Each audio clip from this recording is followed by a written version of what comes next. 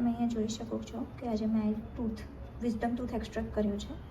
Basically એ ગાલની અંદર આ રીતે ખૂંપાઈને હતો, જેથી કરીને ત્યાં બ્રશ બરાબર આ એરિયામાં પહોંચી નહોતું શકતું, એટલે આખો જ દાંત અંદરથી સડી ગયો હતો. હવે ડાપણની દાળ છે, ચડવામાં જગ્યા નથી એટલે આડી આવી હતી.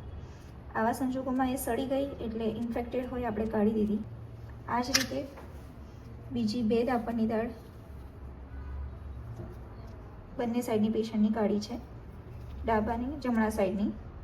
સેમ વસ્તુ ગાલની બાજુ હતી, સડો થઈ ગયો હતો અને એના લીધે આપણે એને કાઢવી પડી. તમે જોઈ શકો છો કેટલો ઊંડો સડો થઈ ગયો છે.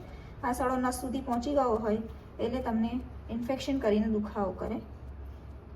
આનું પરમનન્ટ ઇલાજ એ છે કે આપણે એને કાઢી નાખીએ, કારણ કે એ ત્યાં રાખીને પણ વ્યવસ્થિત સાફ નથી થઈ શકતી. અને બીજું કે કાઢ્યા પછી નવી બેસાડવાની જરૂર નથી, બિકોઝ જડબામાં જગ્યા નથી એટલે જ એ ગાલની બાજુ આવી.